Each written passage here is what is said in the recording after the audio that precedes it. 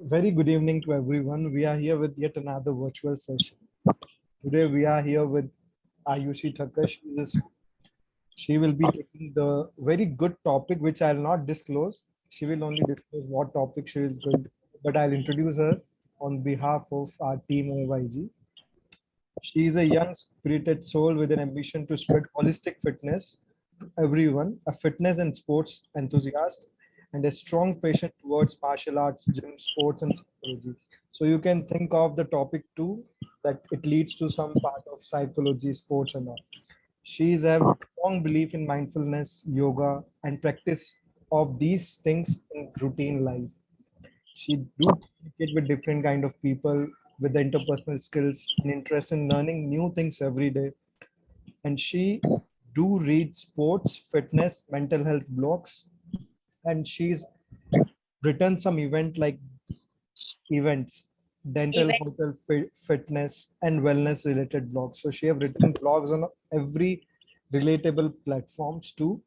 And with this small introduction, with her topic, which will be blown our like things in many perspectives. So I welcome you, Ayushi, on our platform for being here to spend some amount of knowledgeable time with all of us. Thank you. Yeah, thank you. Thank you, Bhavit. Good evening, all.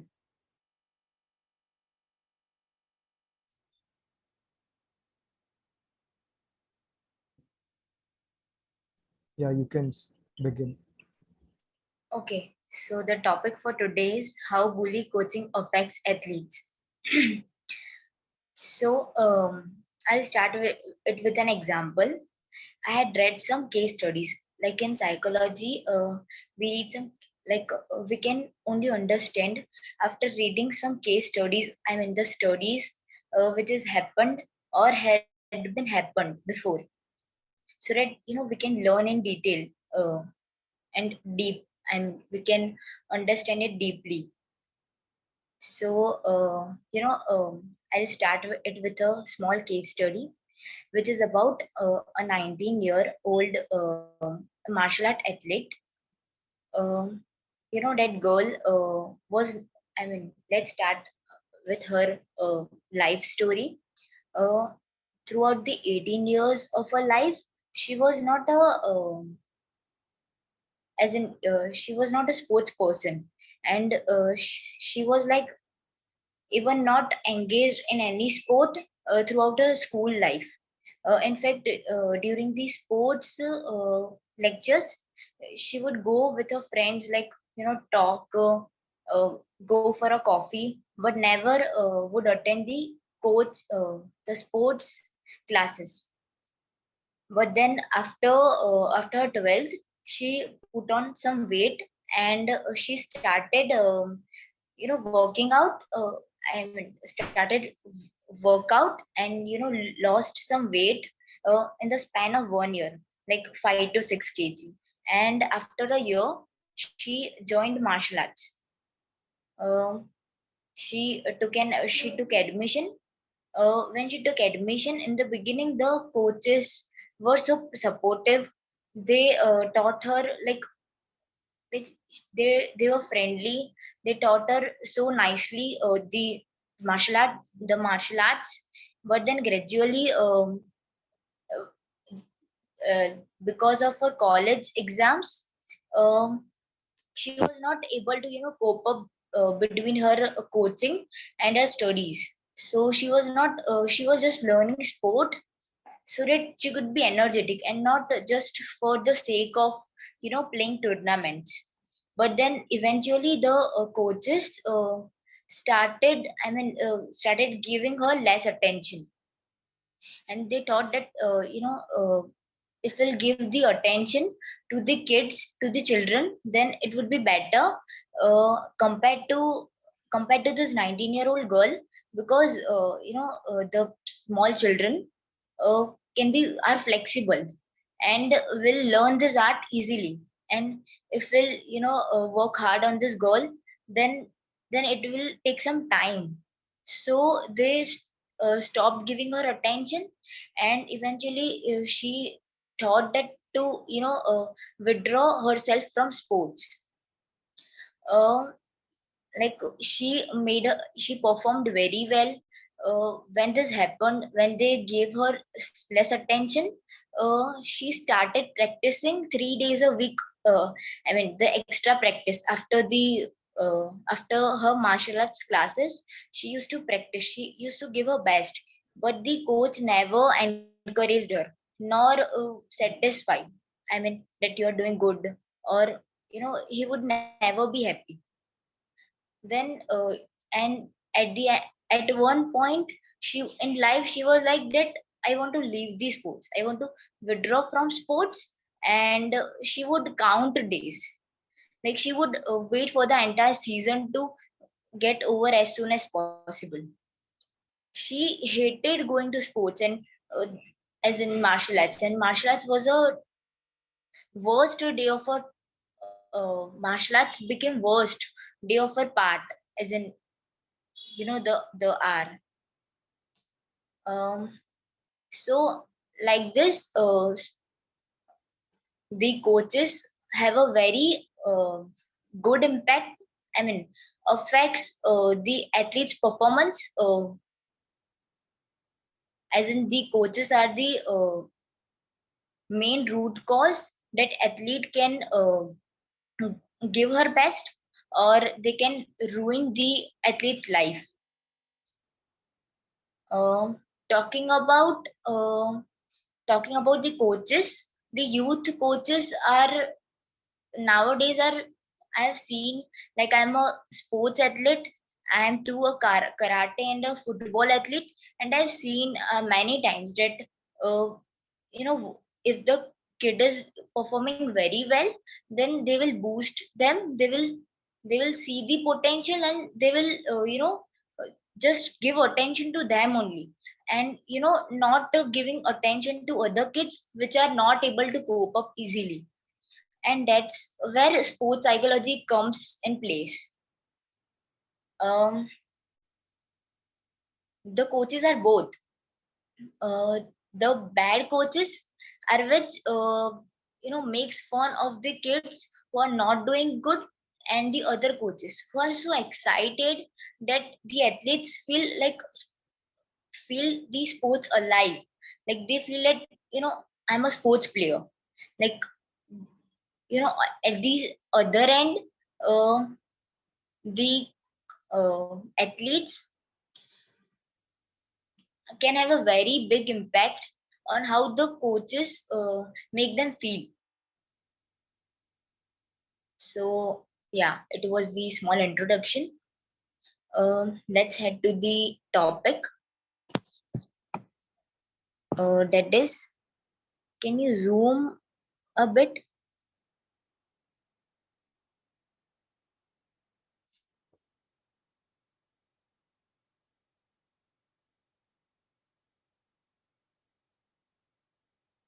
Yeah, next. I mean, the topic we have discussed. Yeah, this is severity and fear. I mean, the kids do wrong things in order to catch attention and approval of the coach. They are afraid of how the coach will react if they make the wrong decisions. Fear have a very bad effect on an athlete's sport performance, and it's not a good motivator. Although some coaches rely on it, like, at the end we can say that fear is a mental game killer. I mean, the sport athletes don't, give attention to the to some athletes. I mean, if the athlete is performing very good, they would give them attention. But some of the athletes who are mediocre, they don't give them attention, and that's why the athletes, I mean, the sport athletes, they do some mistakes in order to gain the attention of the coach. Whereas they do wrong things, uh, and they take the approval of the coach so that they could get some attention. And some athletes, like, they are having fear that if I make a wrong decision, the coach will get afraid, and and they will scold, and the coach will scold me. So they are like, so afraid, so fear. They are so fear for the coach.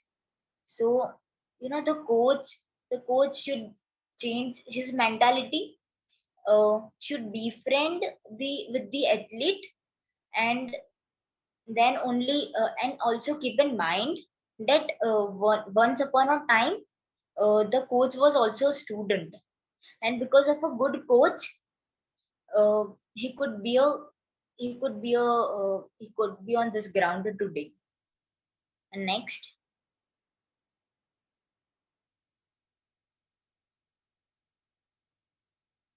because of this, they lose confidence and start performing poorly. They worry that what others think of them and couldn't focus in the game properly. Kids can lose all enjoyment for sports and might even quit the team or game. When this happens, the fear, the severity, what we discussed in the before slide, because of this, the athletes lose the confidence and they don't perform very well in the sports. Eventually, after some time, they quit the game, or they don't give much attention. Yeah. So next,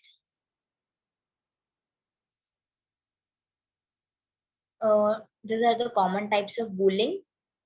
Number one, make a group unity. The leader doesn't like one of the member and others bully that individual. Like, if there's a team, the sports team, and there's one leader. Okay, so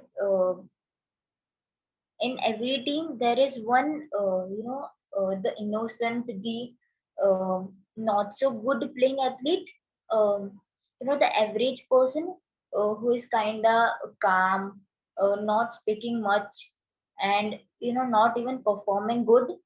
So the leader of the team doesn't like one of the members, and then the other team members bully that individual in many ways, like harassing them, um, like telling them, as in irritating them. Likewise, they don't respect that person of the group, and that makes a very big impact on the athlete. Number two is harassing the team members when they make a mistake. Um, yeah, the second point is that if the sports team, uh, I mean, everyone is not, perfect. Uh, like there's a quote that, like man is a, I mean, the human being only makes mistakes. I mean, without mistakes, we can't learn, right? So the one of the members who makes mistakes and the other team members harasses them. Number three, I can't see. Can you? No, no, the third number. Yes, intimidating or terrifying the most promising players in order to eliminate the competition. Um, as in, from the other opposite team, the versus team, uh, the other team athletes, they terrify the athletes, the very good athletes who perform exceptionally well, and in order to make their game bad, as in order to eliminate that team from the competition, so that they can win the competition. Next,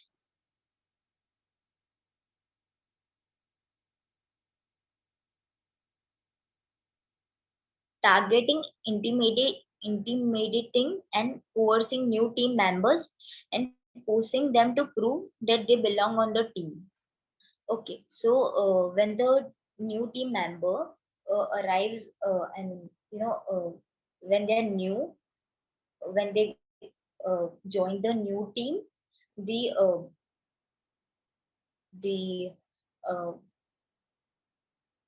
present team members, they they force them that you don't do this, you don't do that, and you belong to this team, you don't have to talk to other people. um, you are the court, you are the only team member of this you are this you are the part of this team, and you have to stay with us only, like that. Threatening team members about doing well in games and practices. In order to win the competition, uh, the team members threaten they bully the team members that you perform well, you have to uh, do anything to win the competition. uh, like this they harass the other team members. Next.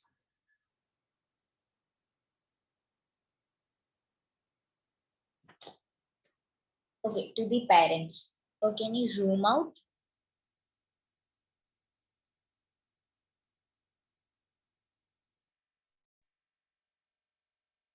Listen to the parents.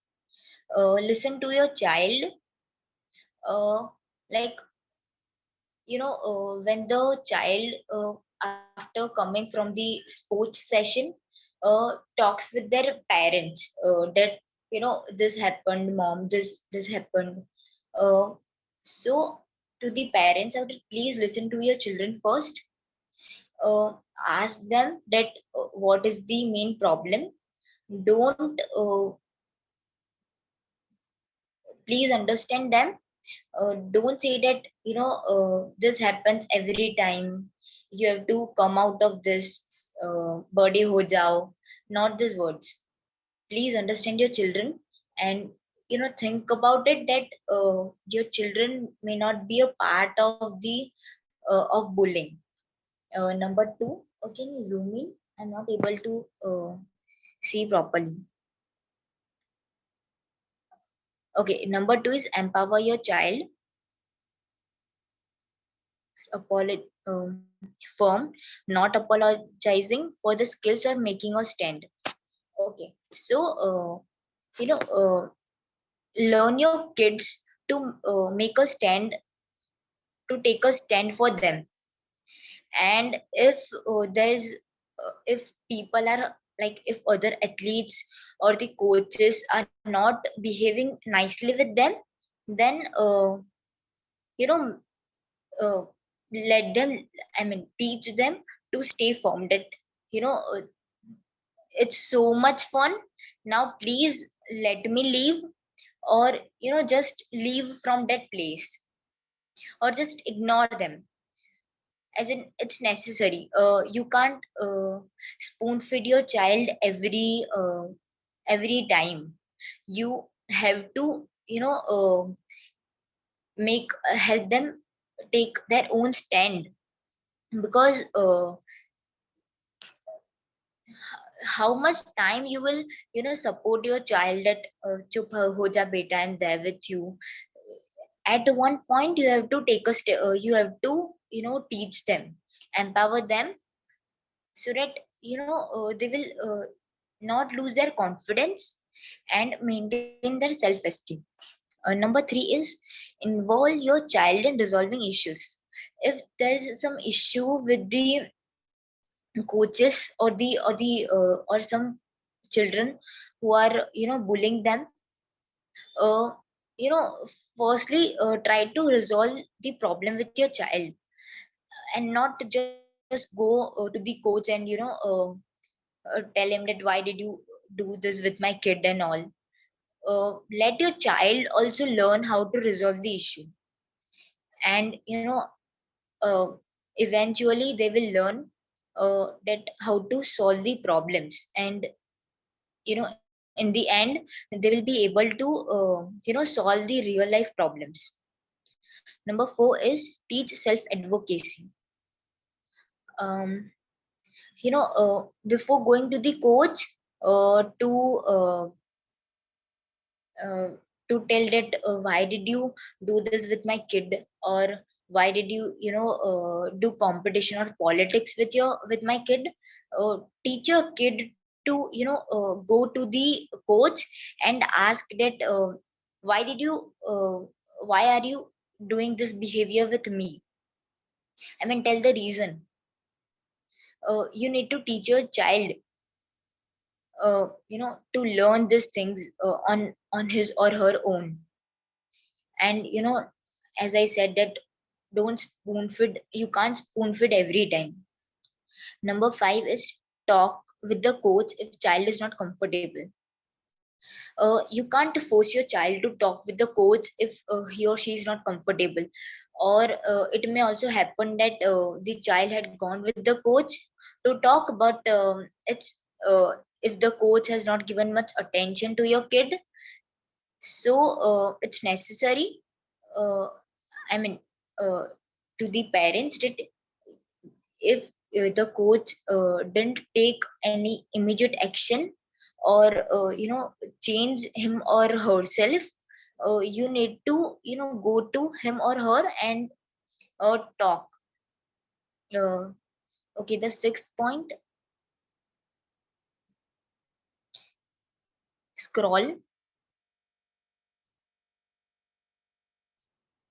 regular follow up, the last. So it doesn't end with that talking with the coach once. You need to regular follow up uh, with the coach, that how they change themselves, and are they behaving properly with your kids. uh, Follow up is very necessary. Next slide.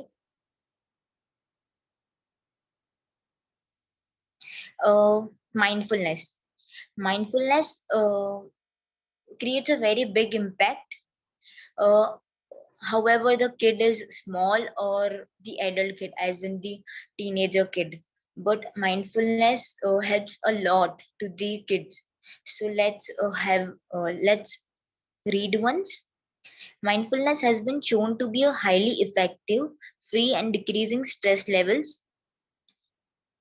uh, has been shown to be a highly effective, free and decreases stress levels. Visualization and other mental techniques have been shown to improve performance. Can you scroll up? Mindfulness practices helps students focus on the present, feel calm and feel better, as well as perform well in sports and life. Uh, as I said, that mindfulness creates a very big impact, as well as it is very effective, and decreases stress levels at a huge like at a very vast pace. Like if you perform it every day, you will eventually get a result uh, in some days. It moreover it also focuses it also helps a student focus on the present. uh, they will feel calm and feel better, and they will also perform very good in the sports. Next.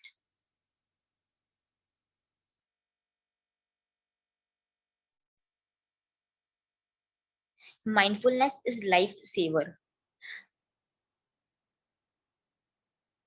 Mindfulness is really promising.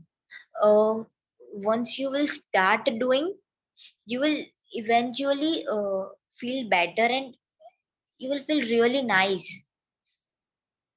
Number 2, focus their attention.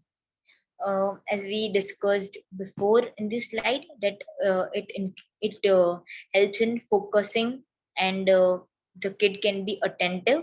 So whatever the kid is doing at that point, he will be able to put 100% focus on that specific work.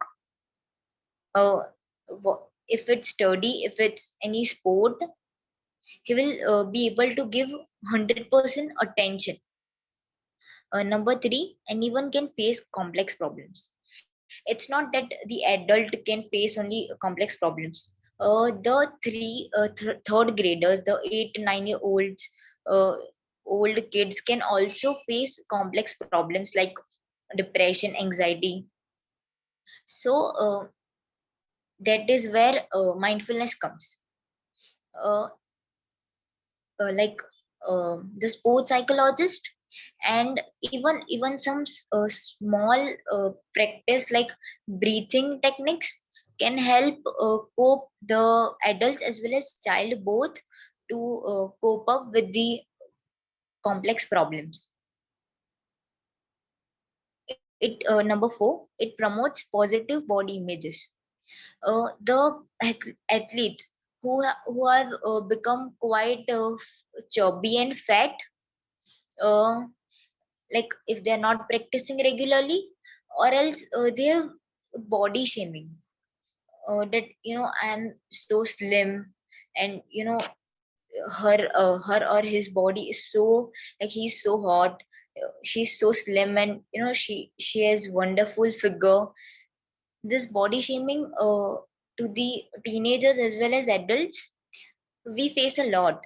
But mindfulness, after the practice of mindfulness, uh, it will create a very positive impact.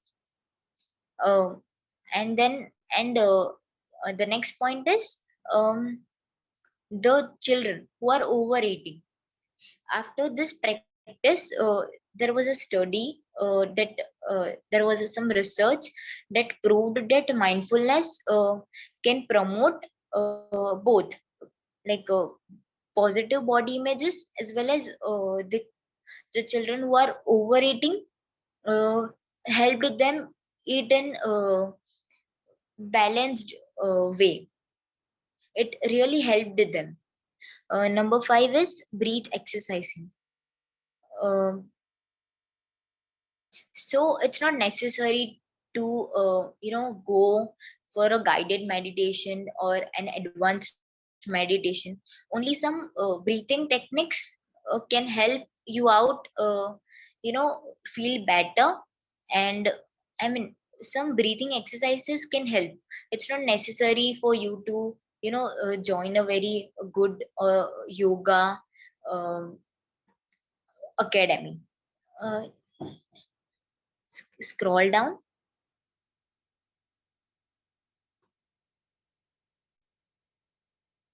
Some other applications which can help you out,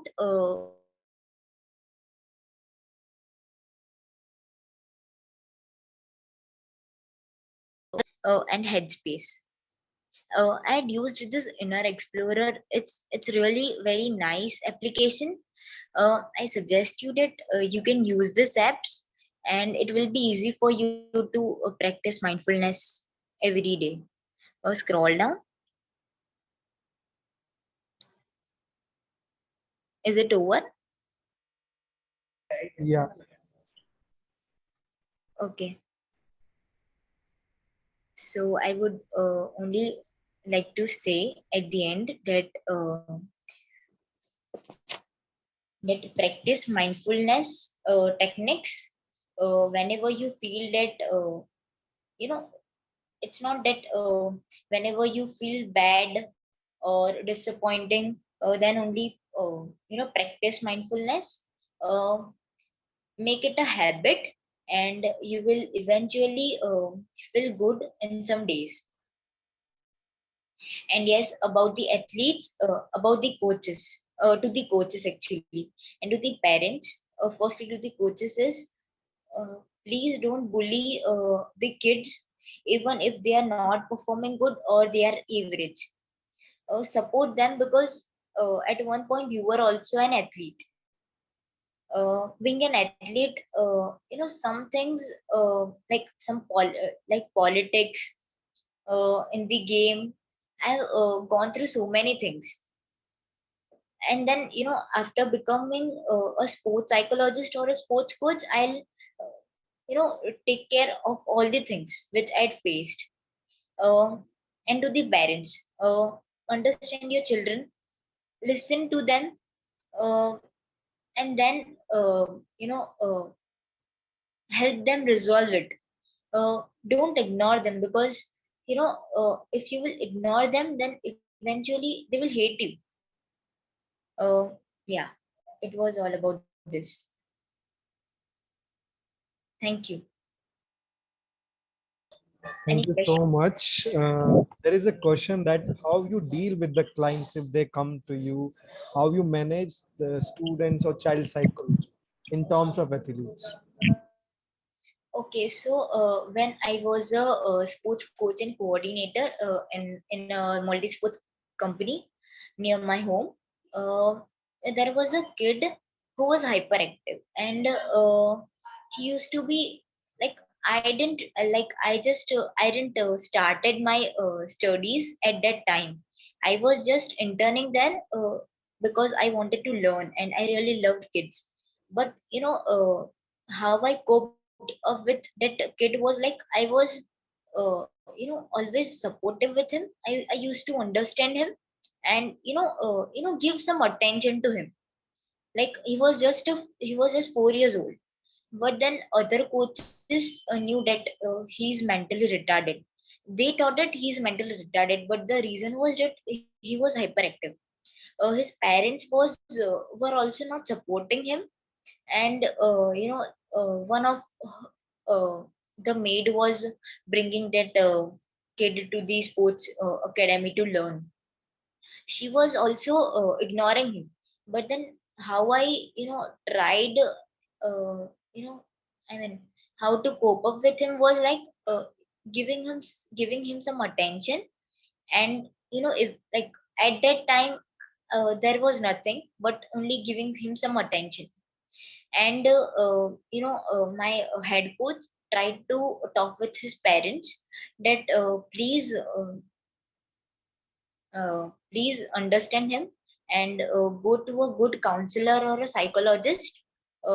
Maybe he is mentally retarded, or he has some problem.